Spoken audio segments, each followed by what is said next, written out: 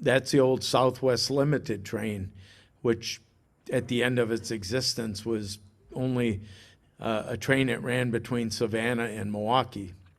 And it came up to Sturtevant, and it made all the local stops, and then it went into Milwaukee and then it came back again and that.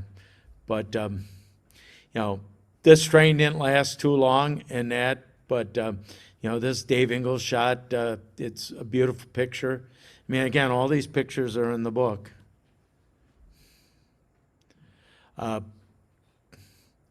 This is a shot that I believe is taken at Heartland, and I think this might be one of yours, Tom. That's the Cannonball. I think that one was mislabeled.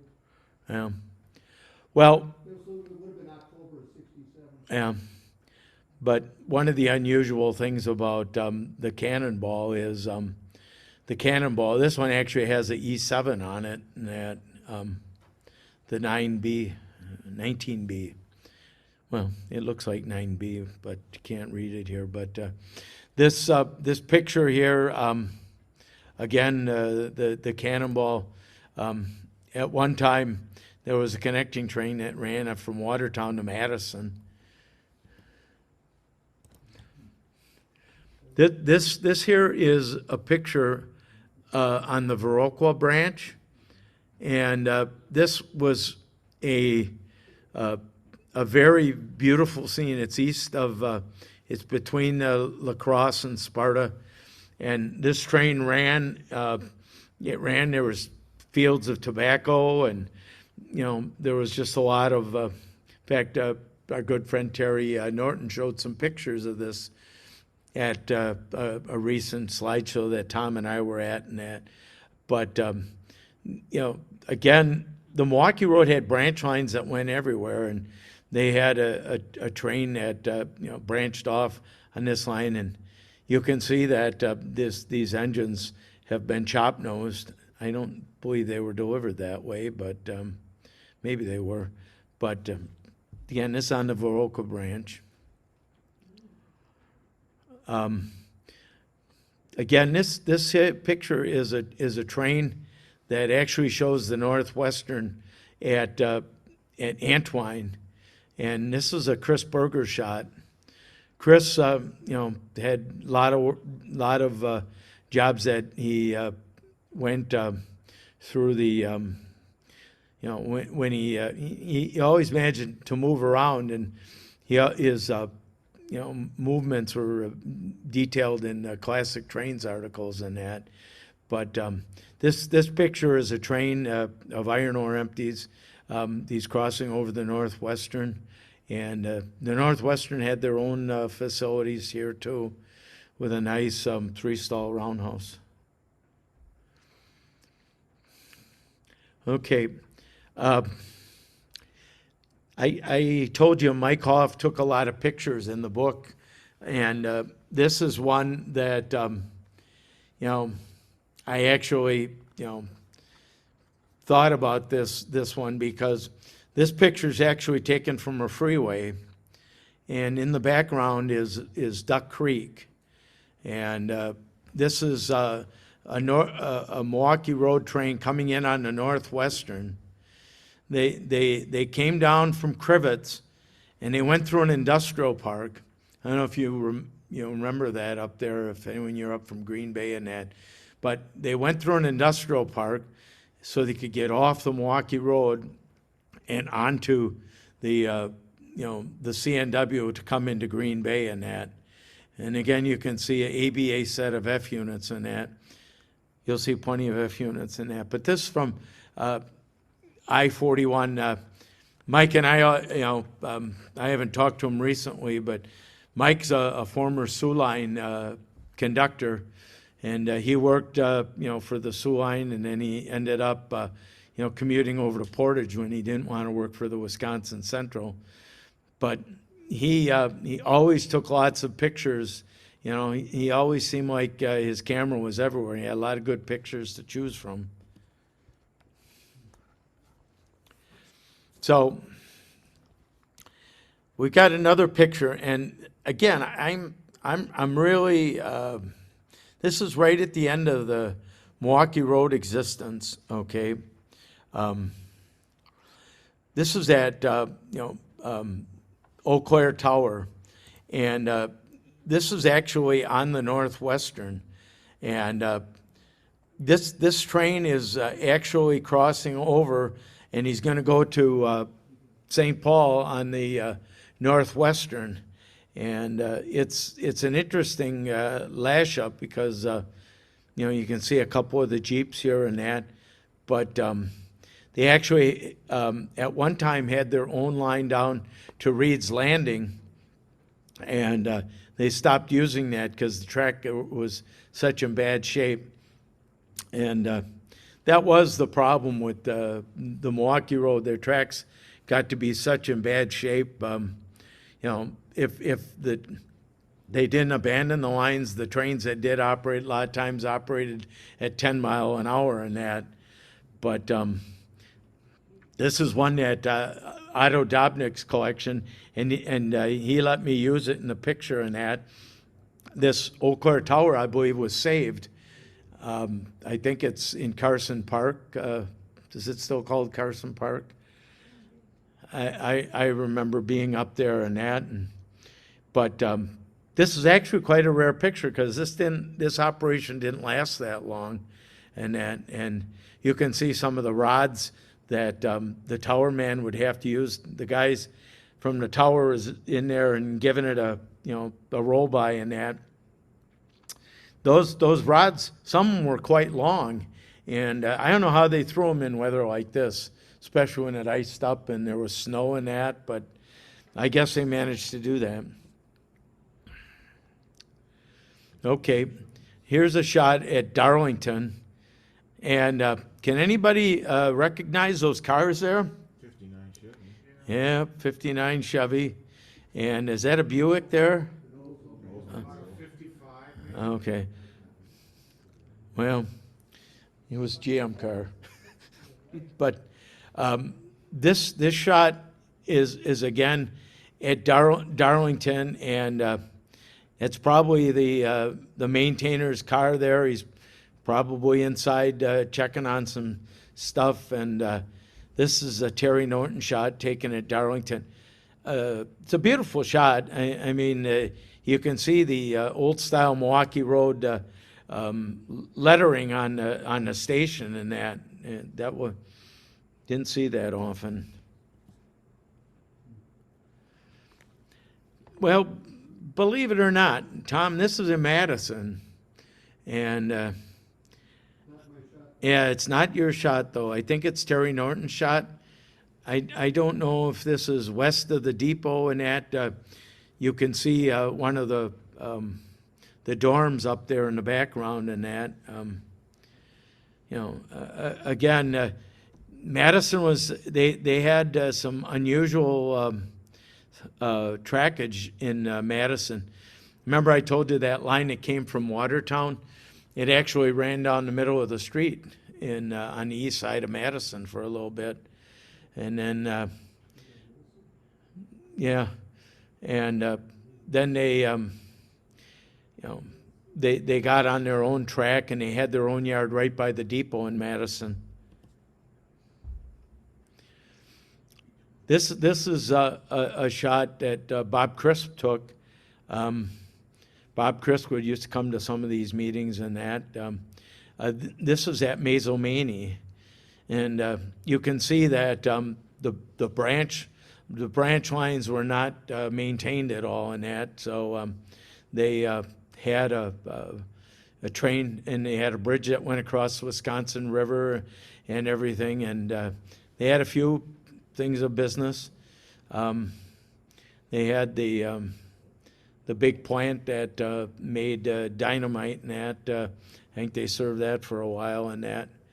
But, again, you can see, there's just a few cars, that CP rail car, I don't know what that's for, but these box cars, who knows, they might be empty.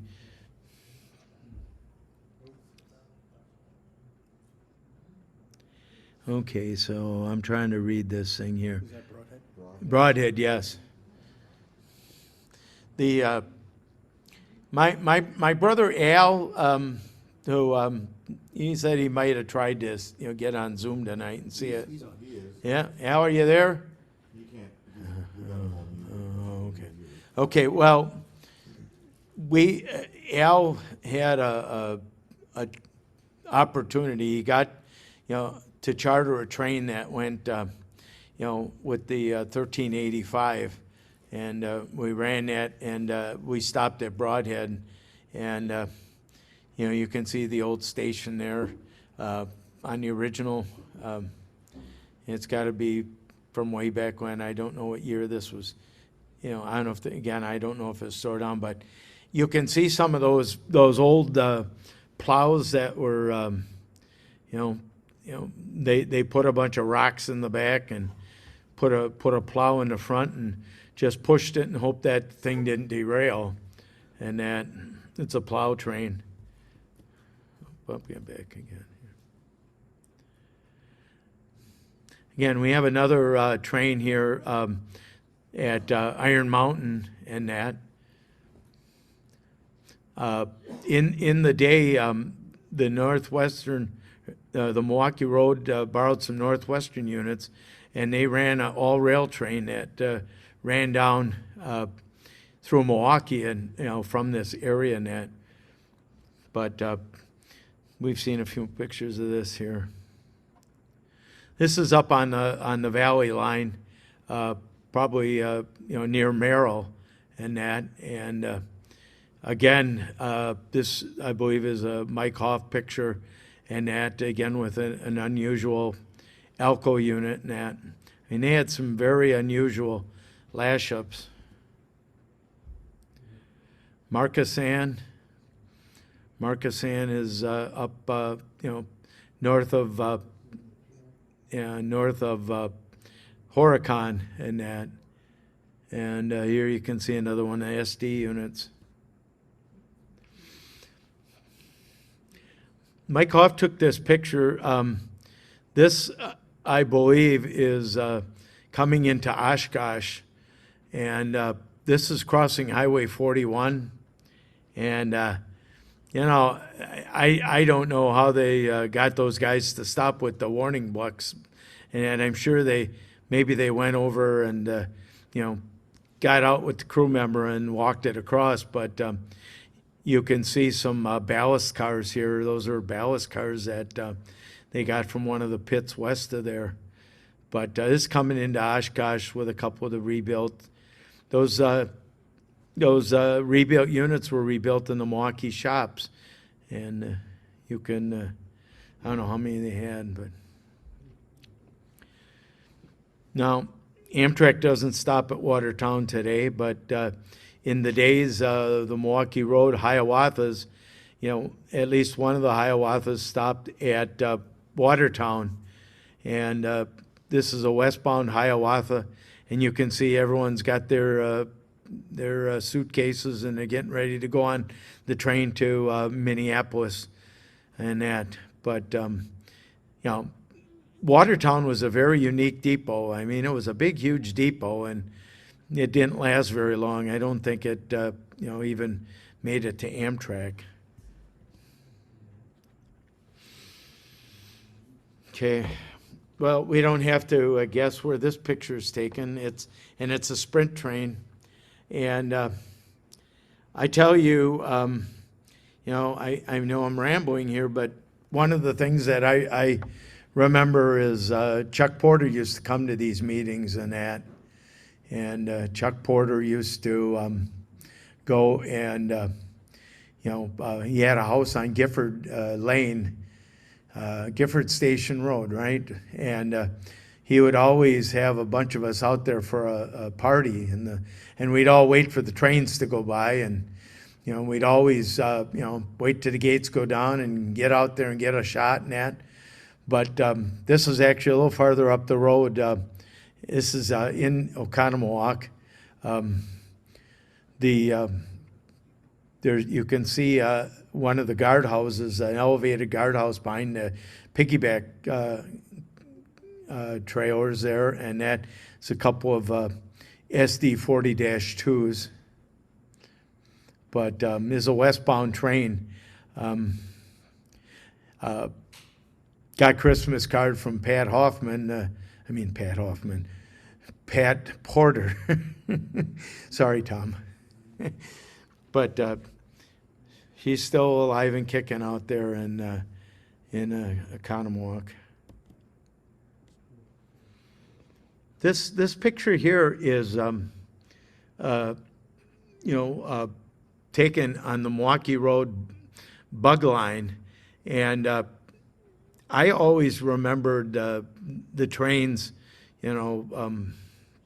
through pictures, but this train, actually probably came out of Milwaukee, and they went through Lannon, and they had some business. They ended up terminating in North Lake and that, and there was actually a picture of them in North Lake in Wisconsin rails.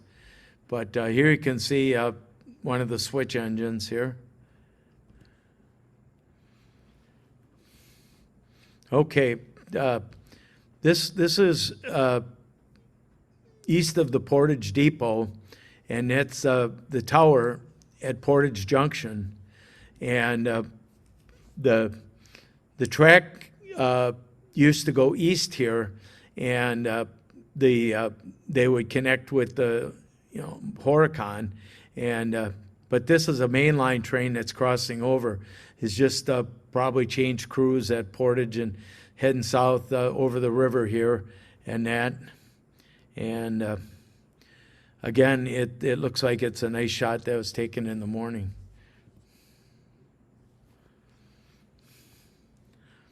Again, we're up on the valley line here, taken at north of Merrill and that. Couple of the Jeeps and that. I'm sorry. Yeah, let's go. Alcos.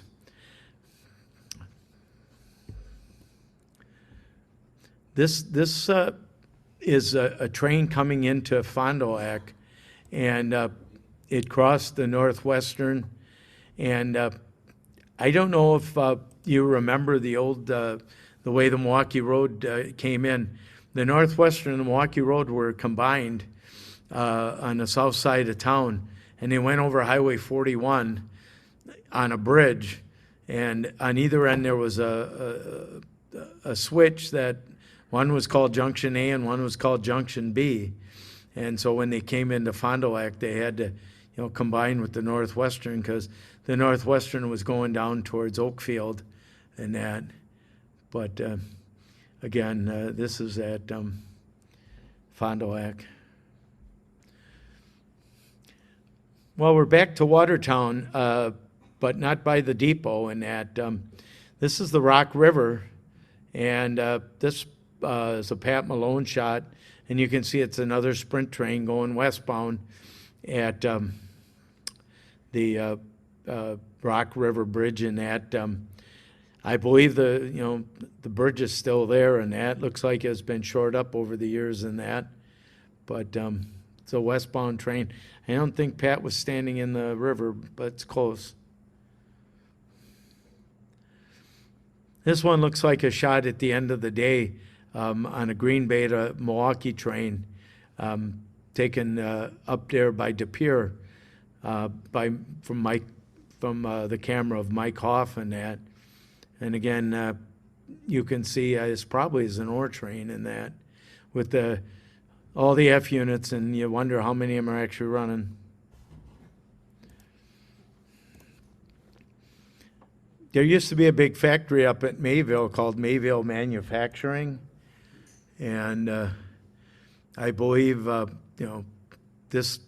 I don't know if this is crossing over 175 and that on the way towards Fond du Lac, but here you can see a couple of these switch engines, SWs. I've never been able to figure out what happened here, but something nasty happened to this train. And Oh boy, this is east of Oconomowoc. Tom, can you come up to the microphone?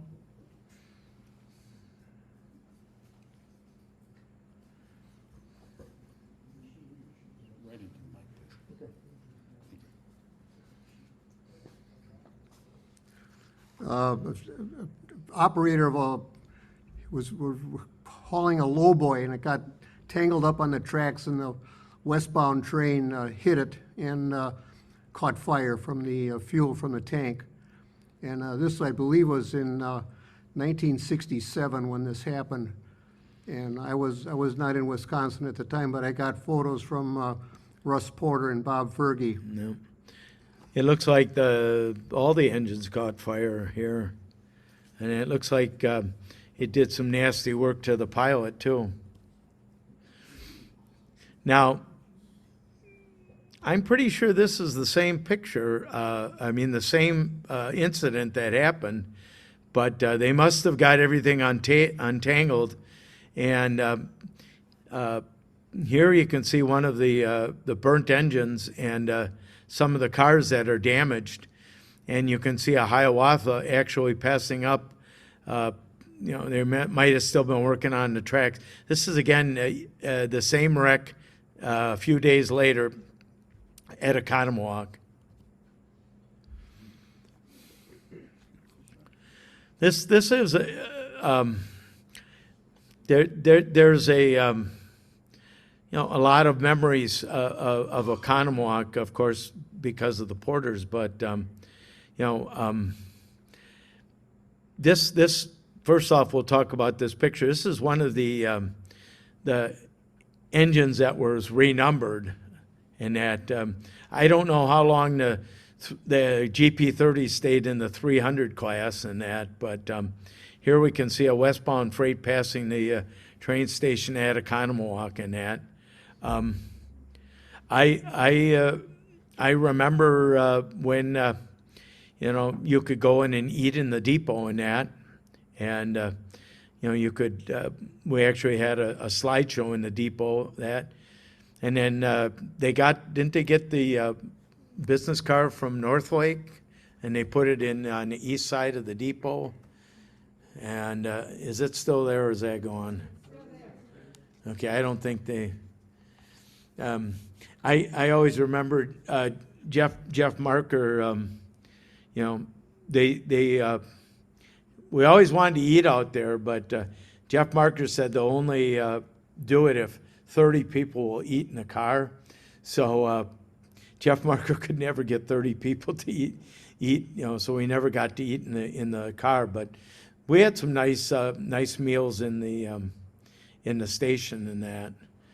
You can see this train again has some of the, not the most newer power in that.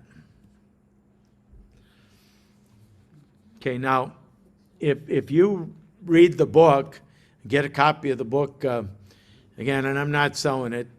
You guys want the book, we'll get you one, but New Glarus, Wisconsin. What do you normally associate New Glarus with? Spotted cow. Spotted cow. Well, I don't think they were making it yet there, but New Glarus is, and I think I put in the book, this is, there's two photos that are of New Glarus, and I think they're the most rare in the book in that.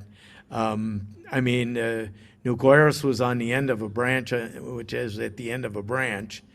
And again, you can see them switching. Terry Norton took this picture and had, got to see Terry, for Christmas and that. He lives in Grays Lake, but that man, I don't know. He always had the camera with him. He took his camera everywhere. Of course, I did too, but he got there a little earlier than me. And there you can see a side view of the New Glarus depot in that. Just a beautiful picture again from the camera of Terry Norton at New Glarus in that. Again, you look at those windows and that. Today if a depot was standing, be all bricked up and, or you know, boarded over and that, so they didn't break the windows and all that stuff. But those are some, I mean, just look at some of the roof line and all that stuff. Very, very neat. Okay, so here's a COVID story. You know, we had a slideshow over a year and a half ago up at La Crosse, and we went and saw some pictures. You know, took some pictures, and it had snowed and it was CP rail and that. But this one is unusual because how often do you see the Green Bay and Western detouring over the Milwaukee Road? Well, the Green Bay and Western had a wreck, and they went all the way over you know, the Milwaukee Road, and you know, fortunately this picture was taken by Pat. I think it was probably Terry and that.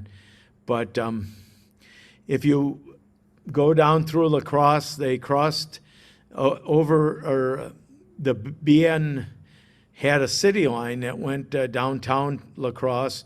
You can see the bridge in the background if you squint in that. And then you can see back over there was where the CB and Q crossed at Grand Crossing. So here we have a picture of a train taken near Sparta, and it's an eastbound train. And if you look real close,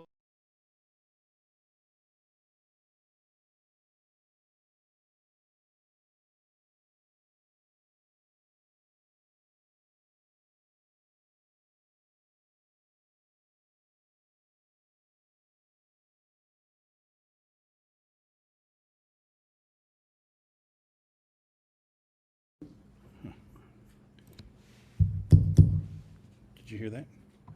Now your Zoom is muted. Zoom is muted? Now it is. It wasn't before.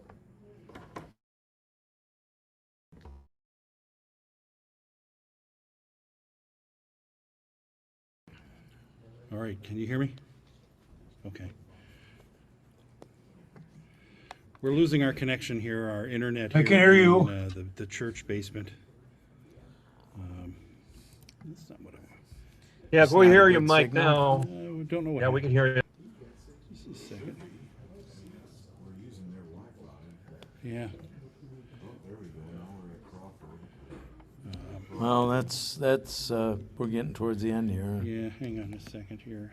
Boom. That's why. Boom. Just 1 second here. Okay.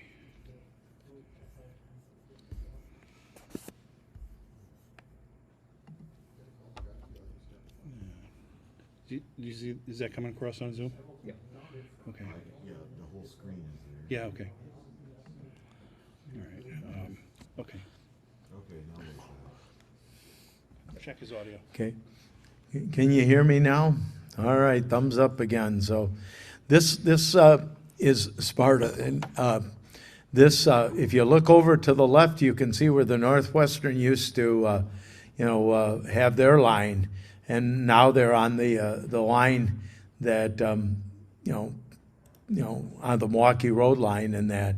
And they did that just because they didn't want to upgrade their trackage in that. So, but again, it's a eastbound. I can't read the milepost and that, but Sparta is a neat place because, again, just I think it was just west. They had the Verrocco branch broke off and that. In fact, one of the things that I believe in Wisconsin rails, when the Northwestern, still use their line from, Winona and that, they had to back up and get on their line passing their own Sparta depot. So should I just continue? Okay. Just 1 second. a second here. I want to get rid of this. Yes, okay. Get rid of this thing here.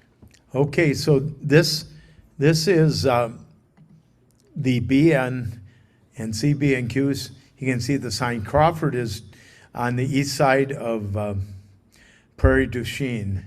And there was a connecting track, and the CB and Q and the Milwaukee Road interchanged. Now, one of the things that, we talked about our friend Dave Ingalls and that, there always was a bunch of guys who always tried to, ride the trains and get the rare mileage in that. Well, guess what? I have the rare mileage. I actually rode from Madison all the way to Prairie du Chien on this line, but it was Wisconsin Southern, but it was still good and that. So, but here you can see him. He's probably just either going to make a pickup or setting out at Crawford and that. So, but you went up and down the CB and Q line, you could see all these signs like that. It probably was during the BN days. Okay, so again, we're back at Brookfield, and this one is an eastbound train in the morning, and here's one of those engines that they did chop nose, and that I don't, Dom, do you know what model this 997s were? Jeep 20s? Okay. Now, this is Brookfield Road. It's crossing the Brookfield Road. And this is, again, where the line out to Waukesha went. The one thing that I can't remember, I remember, but, you know where North Avenue is? And there's a big roundabout there now. I can't imagine the Milwaukee Road going through the middle of that intersection there, but they did. Okay, so it's an eastbound train in the morning, and that we already talked about. It is kind of funny because the whole Brookfield Depot, I'm glad that it's finally got a home, because it wasn't always a for sure thing that the depot was going to be, saved in that. And I'm sure they're going to have to fix it up a little. Yeah.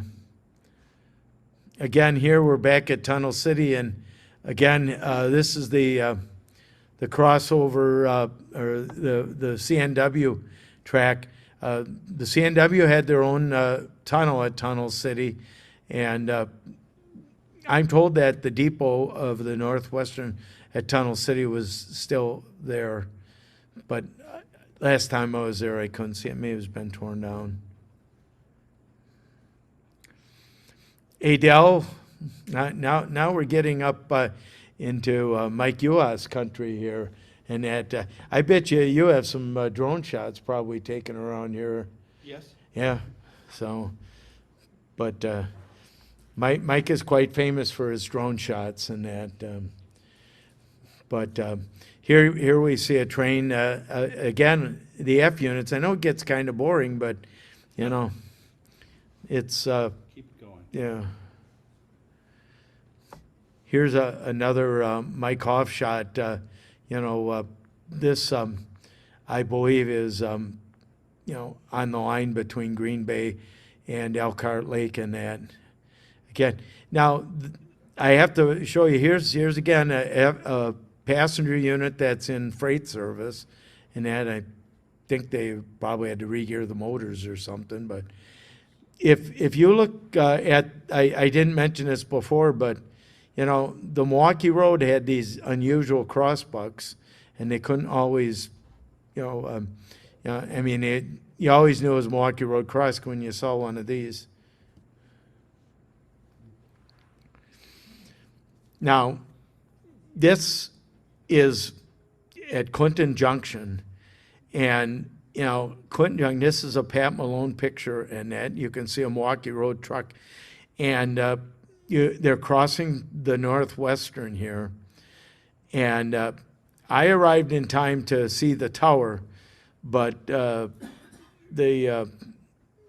is an early picture that shows the depot still in that, and Clinton Junction is on the southwestern line, and that, one of the things that, if you know your history, the original southwestern line was the Racine, Mississippi, and that went all the way out, and they actually, came out of Racine before they even built the C&M. That's another story, though. Here's Terry Norton picture at on the line, north of Merrill. Now, this is at Columbus, and this one here is kind of unique because there you see one of the FP45s. The Milwaukee Road had 5 of them, numbered 1 through 5, and they were new units. It was unusual that the Milwaukee Road bought new units so late in the game, but this is the Columbus Depot, and it's a westbound Hiawatha, and I believe you can still get on to Columbus, can't you? Yes. And of course, I don't know if you follow all the foibles of Amtrak these days. Sometimes the trains are a little late. Sometimes they're a lot late, and that I've heard a couple of trains being 24 hours late. And I guess if I like trains enough, and if they fed me and the bathrooms still work, I suppose that'd be okay. But here you can see an E9 FP45 westbound train. It's probably the morning Hiawatha. Okay, so we're back at New Lisbon, and this is the Valley train, and the Valley train is getting ready to head north, and load for the connection of the meeting of the tribe and that. There's the local train that went in the sidetrack and that. What number, John, do you know what number? 58, okay. I was gonna say 58, trust me. But 58 was the train that went in the sidetrack, and but this Elko,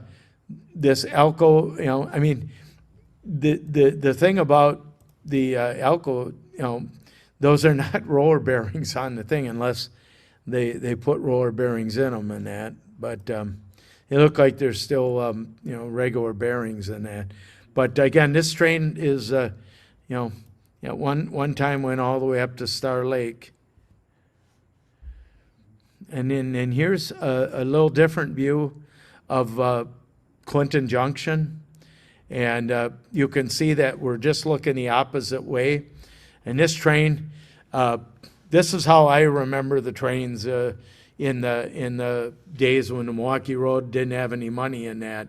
And we always talk about the Northwestern cheap and nothing wasted, but they literally had to find something that ran. And I remember seeing the B&O units. They had some Masabi units that also ran. I mean, they literally went out and got all kinds of leased engines in that. And then they abandoned this line.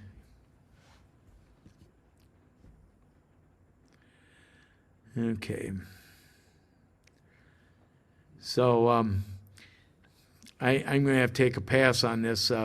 It's probably up on the at Junction City and that, but I'm not sure in that. But it is, you can see this is an unusual. It is a Valley train. It's got it's got one of the GP35s in it and that, and a bunch of GP38s, and the GP38s did run on the Valley trains a lot. Okay, one of the things that when we talk about the circus trains, and the circus trains ran a lot of years on the Northwestern, and the original route they ran was, on the Northwestern to Baraboo, and then they ran on the line into Milwaukee, and but then they ran on the Milwaukee Road a couple of times, and this is, I believe, Ski Slide Road here. Is that the name of it, Ski Slide Road? Yeah, yeah. This is the circus train, I believe, in 1973, and there's some rail fans waving and that, and this train probably was, riding the, riding the Milwaukee Road into, Milwaukee to, deliver the circus train and that. I actually got to ride the circus train, and you talk about rare mileage. I actually rode, the year I actually rode between, I rode the line between Madison and Portage, which was on the Milwaukee Road. That was rare mileage. Okay, we're here at Walworth, and this depot was at the end of the Milwaukee train was at it laid over here, and the train went into cities. It was the only train that went to Walworth and back every day and that. But here's a Madison train. It's going to go to Janesville first and that. But I remember when they sold tickets, Wisconsin, and Calumet had lines went past this. We mentioned Junction City here. This is Junction City, and again, Mike Hoff took this picture. It's a southbound train coming down the valley line and that, and crossing the tracks at Junction City. And you can see the depot. The depot's in bad shape. I actually got a picture of it with some of the, dereliction too, but not in the Milwaukee Road days. But again, this is in the afternoon. Here we have a train at Elm Grove, and this is was west of the depot, and they had this little short stretch of track, and then the line separated, and one of them goes past Neil and Kathy's house, and that, and but this is the westbound circus train going back empty at Elm Grove. And one of the reasons, too, that is unusual, it's, these GE units, they were garbage and that, but they didn't run many GE units through Milwaukee very often. But again, I didn't even know if this is the original number in that, but the 4804, now, I don't know how many we still have, but am I doing okay still? Yeah, I think you're just about at the end. Okay. Well, there actually was a gentleman that climbed the hill at the north end, or at the west end of Tunnel City, and this train is coming from the west, from La Crosse, and is about to enter into Tunnel City. I know Tom has been here and shot a lot of pictures here. We've used some of his pictures over the years in Northwestern lines and that. But this is the place where, again, you can't take a picture. We tried driving back there. This is where the sand pit is right now, I believe, and that. But again, you can see a few piggybacks up front. And remember I told you that the Milwaukee Road came into Fond du Lac. And this is a train that's coming into Fond du Lac, and they're crossing over the Northwestern here, and that. And this is a Mike Hoff picture. Looks like they got some community garden or something there, but this is coming into Fond du Lac from the west. Now. Here's a Terry Norton picture, and this is obviously at Waukesha. I remember the Waukesha Depot. I've got some old pictures that they, had that. I believe this is where the Hardee's building is the Hardee's building? Where the building was taken down, now parking lot for the bank. Oh, okay. But this is a Terry Norton shot. Okay. Now, is that an AMC car? Or that's a Ford Torino? Okay, well, I had a lot of AMC cars. So did my brother Al and I. We had dueling gremlins. Mine was green and his was red. Yeah, Kenosha Cadillacs, we call them.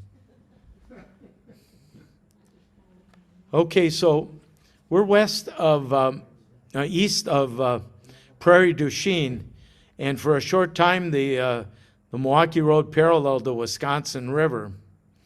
And there's a massive bridge that goes across the Wisconsin River. And our friend Terry went out and bravely, fended off the traffic and got this picture of an eastbound train coming out of Prairie du Chien. And that, you can see the bluffs and that. Who knows, you might even see the Iowa side of the bluffs there too and that.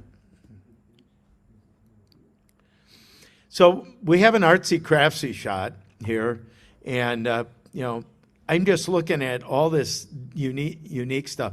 It's a GP35 and a couple of Elcos in that, and this is a Chris Berger shot taken at La Crosse when they still had some of the facilities there and that. The Milwaukee had a lot of unusual. They had those lightweight switch engines that went out of here too. So, okay, well, we're getting towards the end here. I'm gonna have to pass on this one. Yeah, the location's in the book and that, but again, I believe it's up on the Valley Line. This one is at Austin, Minnesota. And remember, these were those special lightweight engines, the 800 series engines. And they came out of La Crosse, and they worked a lot of the southern Minnesota lines and that. And there's a couple other shots of them working the lines, out of La Crosse and that. Well, that's the end. Again, I'm apologize for my mind going blank on a couple of these and that, but again, it's my privilege to stand and actually sit in front of all this high-tech stuff, and with assistance from all these people and that. Again, if you want to buy a copy of the book, just send Mike an email. So Bob, can I just get in here for a sec? Oh, of course. Yeah. Give a round of applause. So folks, here, what I'm going to say here, we're gonna take some questions for anybody here who wants to ask some questions. Anybody here in the room physically have some questions for Bob? If you do, please get up and come to the microphone. Nobody's getting up. Okay. And then we'll open it up to the Zoom audience in a moment here as well. But first, I want to say thanks to a few people. First of all, thanks number one to Bob Baker for being here tonight. Thanks number two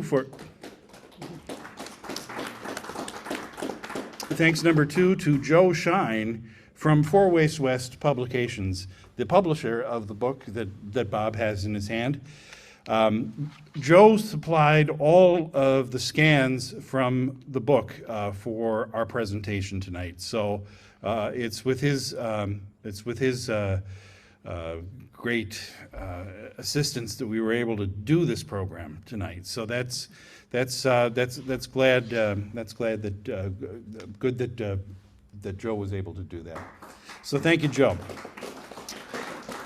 Also, I want to make sure to thank this time, because I forgot to last time, but it's especially important tonight to thank Sal Ciafani Ciafani and Keith Schmidt here for helping us with administering our Zoom and our program here. Give it up for Sal and for Keith. Next week, we will have our second Friday Railroad Gab Fest. And we will send out an email about that. It'll be 100% on Zoom and no real structure except folks can talk about trains. And that'll be next week, Friday, and so you'll hear about that. And then after the meeting concludes here tonight, we will, for the Zoom people, they can continue on chit-chatting and stuff. So I am going to ask anybody in the Zoom audience who wants to come ahead and ask any questions of Bob.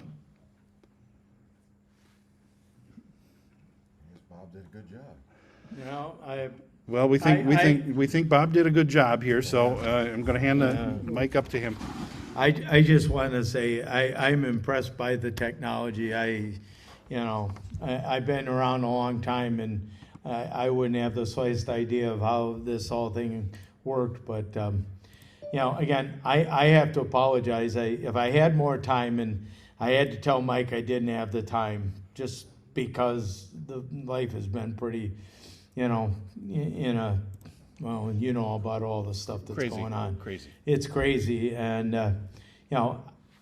I will tell you this: all the locations of all the pictures that are in the book, except for the one that I don't know. Right.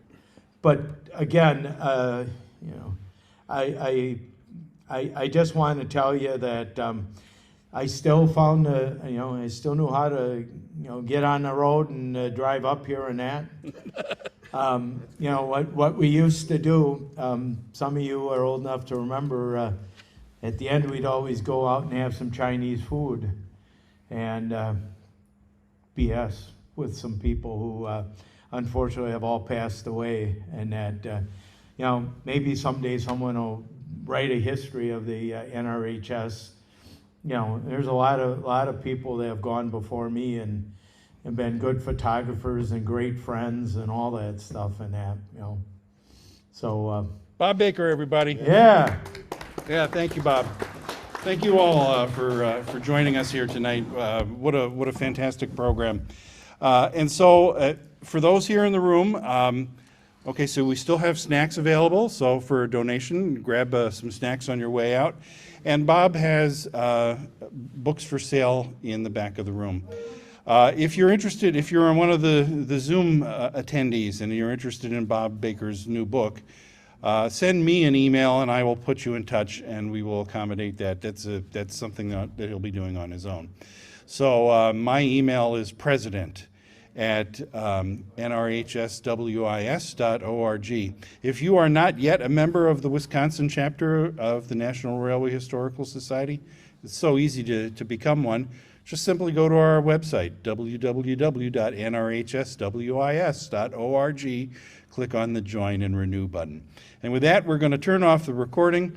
We will we'll post this on YouTube shortly, we hope. See you next week for the second Friday Railroad Gab Fest. And thank you all for attending. Good night, everybody.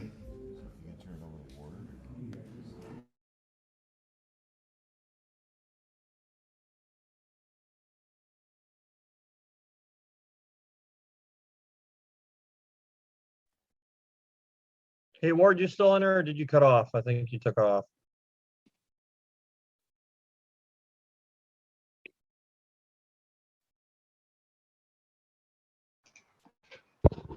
I guess you're back on to chat. How you doing, Manfred? Yeah, fine Hey, so far. Terry Peterson, are you? Yes, sir. Hold on, I can't. I'm going to have to. Yeah, sorry, Terry, I can't. Ward, I think had to leave, right? Yeah, So, he had to take off. He's got a meeting tomorrow. We still have some folks connected. Do you want to have a Gab Fest here now, Pam Peterson? Just you're going to Yeah, have we to. can I can't hear certainly you do right that. now. So if you want to give me your heads up, yes? okay. Okay, so what Yeah, I'll we can do do is I'll that. appoint you as host. All right, now, What's up, Neil? Terry, you are now in charge. Thank you. Okay, sounds good. Well, now comes the scary